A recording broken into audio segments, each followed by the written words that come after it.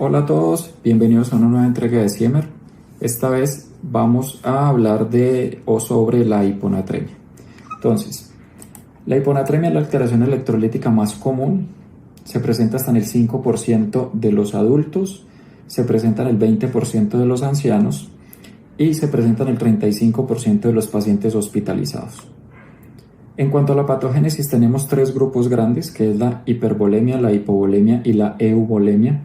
La hipervolemia podemos tener enfermedad renal aguda o enfermedad renal crónica. Esto nos va a llevar a una disminución en la tasa de filtración glomerular y esto a una incapacidad para diluir la orina, lo que nos lleva a una disminución de la diuresis acuosa. Esto nos lleva a una retención de agua y nos lleva a una hiponatremia hipotónica. Por el otro lado, la misma hipervolemia puede ser causada por falla cardíaca, por cirrosis o por un síndrome nefrótico. Aquí lo que va a pasar es que se va a reducir el volumen sanguíneo arterial efectivo en más del 15%. Esto nos va a llevar a una elevación de los niveles de vasopresina. Esto va a disminuir la diuresis acuosa, va a haber retención de agua y va a haber una hiponatremia hipotónica. En el grupo del medio, que es la hiponatremia hipovolémica, pueden ser por pérdidas o no renales. Esto lleva a una reducción efectiva del volumen sanguíneo, lleva a una elevación de los niveles de vasopresina, lleva a una disminución de la diuresis acuosa, lleva a una retención de agua y a una hiponatremia hipotónica. Y finalmente tenemos otro grupo que es la hiponatremia euvolémica, que se da o por un síndrome de secreción inapropiada de hormona antidiurética o de antidiuresis inapropiada, que esto hay unos niveles elevados de vasopresina, disminución de la diuresis acuosa, retención de agua, hiponatremia hipotónica, o la euvolemia secundaria a una excesiva ingesta de agua o a una reducción de la ingesta de solutos. Eso lleva a una inadecuada diuresis acuosa, retención de agua y a una hiponatremia hipotónica. ¿De qué depende el tratamiento? 1. De la duración de la hiponatremia. 2. Del grado de hiponatremia. 3. De los síntomas según la severidad. La duración de la hiponatremia. Entonces tenemos que la aguda, generalmente, como la hipernatremia, se desarrolla en menos de 48 horas y esto se da por administración de líquidos hipotónicos intravenosos o por intoxicación por agua, que es muy rara, o la crónica, que se presenta por más o por encima de las 48 horas. El grado de la hiponatremia, entonces tenemos leve, moderada, severa. La leve va de 130 a 134 miliequivalentes por litro, la moderada de 120 a 129 y la severa menor de 120 miliequivalentes por litro. Los síntomas según severidad. Entonces, ¿qué tenemos? Pueden ser asintomáticos, generalmente son pacientes crónicos y los niveles de sodio están entre 120 a 129 miliequivalentes por litro. Hay unos síntomas de leves a moderados que son cefalea, fatiga, letargia, vértigo, confusión, alteraciones en la marcha, calambres, o hay unos síntomas severos que pueden ser convulsiones, coma o parada cardiorrespiratoria. Entonces, por lo general, la hiponatremia aguda puede ir desde asintomática hasta síntomas de leve a moderado, pero esta también puede contar con síntomas severos, sobre todo en pacientes que no hacen una adecuada equilibrio o adaptación, y estos son los pacientes que vamos a encontrar entre los síntomas leves a moderados a los síntomas severos de una forma aguda. Hay menos tiempo para los mecanismos adaptativos en estos pacientes, como se los acabo de decir. En cuanto a los mecanismos de adaptación, podemos decir que hay una adaptación rápida, como lo muestra esta gráfica. Entonces tenemos un cerebro normal con una osmolaridad normal que está bajo los efectos inmediatos de un estado hipotónico. Entonces, ¿cómo responde el cerebro? Ganando agua, lo que hace que disminuya la osmolaridad. La adaptación rápida, básicamente, ¿qué es? Es pérdida de agua, o sea, el cerebro trata de desedematizarse, y pérdida de sodio, potasio y cloro, lo que va a disminuir la osmolaridad al mismo tiempo que el cerebro pierde agua. Ahora, hay una adaptación lenta. La adaptación lenta se presenta después de esta y hay una salida de agua del cerebro con menos pérdida de osmolitos orgánicos para mantener una osmolaridad igualmente baja. Ahora, si la terapia es inapropiada o hay una rápida corrección del estado de hipotonía o hipotónico, se va a producir la desmielinización osmótica. Si la terapia es apropiada, lo que va a pasar es que hay una corrección lenta, que sería lo más adecuado, y el cerebro va a volver a su estado normal. ¿Cuáles son los objetivos del tratamiento? Entonces, para 1938 se hablaba que se necesitaba una infusión rápida de 100 a 300 mililitros de solución salina hipertónica, y no hablaban de ningunas otras tipo de soluciones ni ningunos otros objetivos o metas a cumplir en el tratamiento. Para 1980 se empezó a hablar de una infusión rápida de solución salina hipertónica para aumentar 2.000 equivalentes litro hora hasta un nivel de seguridad que estaba entre 120 y 130 mil equivalentes litro. En el 2000 se habló que la corrección no debía exceder los 8.000 equivalentes litro en 24 horas para evitar el síndrome de desmielinización osmótica. En el 2013, el panel de expertos americanos o de Norteamérica recomendó bolo de 100 cc de solución salina hipertónica al 3% en 10 minutos, y este se podía repetir hasta 3 veces si era necesario. ¿El objetivo cuál era? Aumentar de 4 a 6 mil equivalentes por litro dentro de la primera hora. Para los europeos, en el 2014 dijeron: este bolo de solución salina al 3% debe ser de 150 mililitros, se debe pasar hasta en 20 minutos y se puede repetir hasta 2 dosis o hasta alcanzar un objetivo, que ¿cuál es? 5 mil equivalentes litro dentro de la primera hora.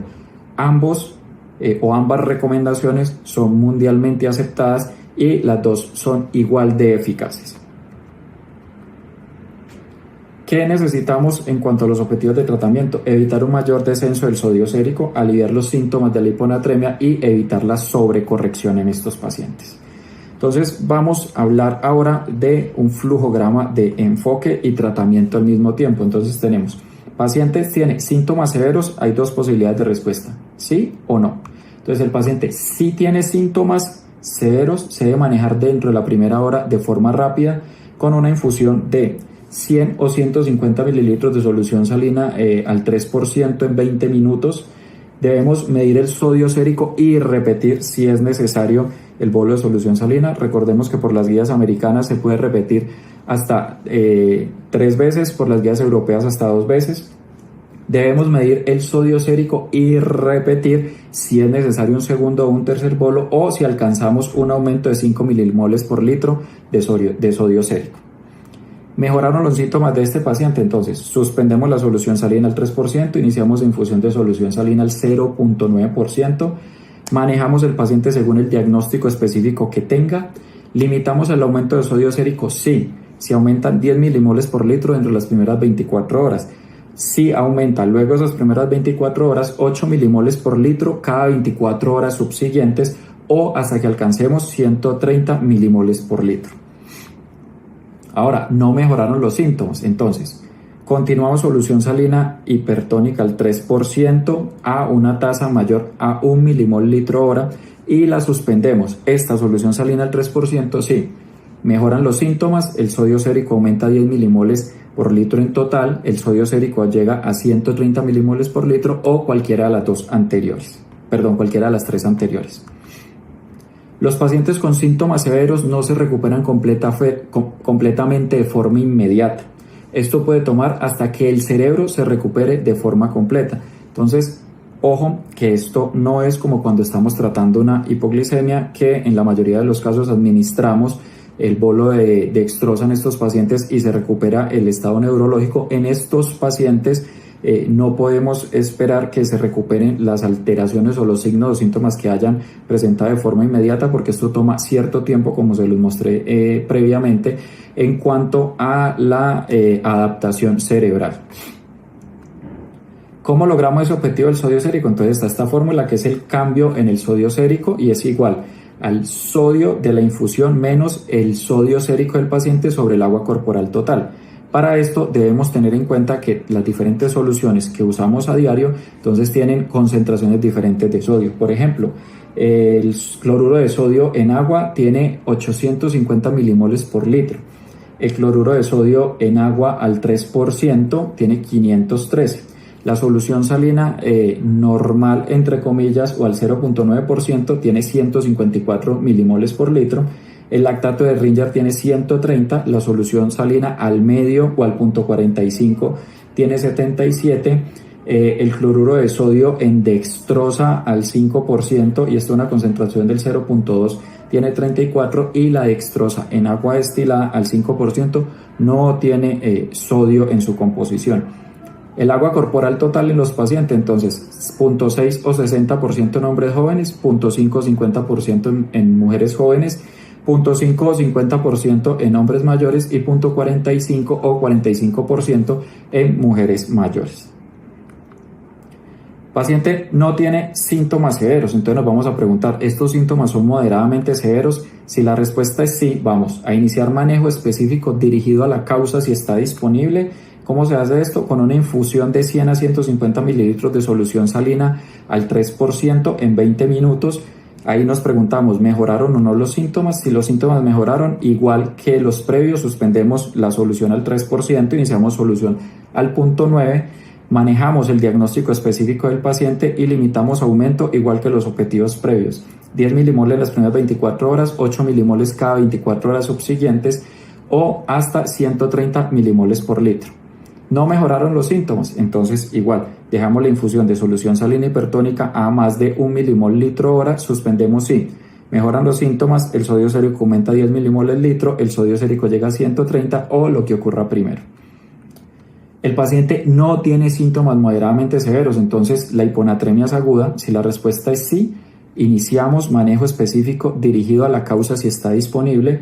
Pasamos el bolo de 100 a 150 mililitros de solución salina hipertónica o al 3% en 20 minutos y suspendemos esa solución salina, iniciamos la infusión al 0.9%, manejamos según el diagnóstico específico, limitamos el aumento si alcanzamos 10 milimoles en 24 horas, 8 milimoles en las siguientes 24 horas o subsiguientes 24 horas o hasta que llegue el sodio sérico a 130.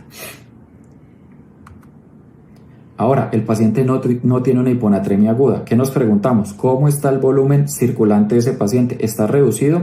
Si la respuesta es sí, los objetivos de tratamiento son restaurar el volumen extracelular con infusión de solución salina al 0.9% o cristaloides balanceados a 0.5 a 1 mililitro kilogramo hora. En caso de inestabilidad hemodinámica, la necesidad de una reanimación rápida con líquidos prevalece sobre el riesgo de un aumento demasiado rápido de la concentración sérica de sodio. Esos son los objetivos si el volumen circulante está reducido. Entonces lo que ustedes ven es que allí los objetivos cambian hacia reanimar de forma adecuada al paciente y ya después miraremos la parte del sodio de este paciente, cómo se comporta. Volumen circulante está reducido, lo que ya vimos, perdón. Entonces no está reducido. ¿Cómo está el líquido extracelular? ¿Estará expandido? Entonces la respuesta es sí. Entonces asumimos que el paciente está edematizado. Entonces allí no se recomienda el tratamiento con el único objetivo de aumentar la concentración sérica de sodio en hiponatremias leves o moderadas. Se sugiere la restricción de líquidos para evitar una mayor sobrecarga de líquidos. No se recomienda los antagonistas de los receptores de la vasopresina y no se recomienda el uso de la demecloxicilina. Ahora, ese líquido celular no está expandido, o sea, el paciente no está edematizado. Entonces, en hiponatremias moderadas o profundas se sugiere la restricción de la ingesta de líquidos como primera línea de tratamiento. En hiponatremias moderadas o profundas se sugiere un seguimiento y considerar como tratamientos secundarios y estos son como limitar la ingesta o aumentar la ingesta de solutos de 0.25 a 0.50 gramos por kilogramos al día de urea o una combinación de bajas dosis de diuréticos de ASA con cloruro de sodio oral. Entonces, otra vez en hiponatremias moderadas o profundas se recomienda o no se recomienda el uso de litio o de demecloxicilina, no se recomiendan los antagonistas del receptor de vasopresina y en hiponatremias profundas tampoco se recomienda ni en moderadas ni en profundas o severas. ¿Qué hacer si la hiponatremia se corrige rápidamente? Entonces aquí hay varias cosas a tener en cuenta.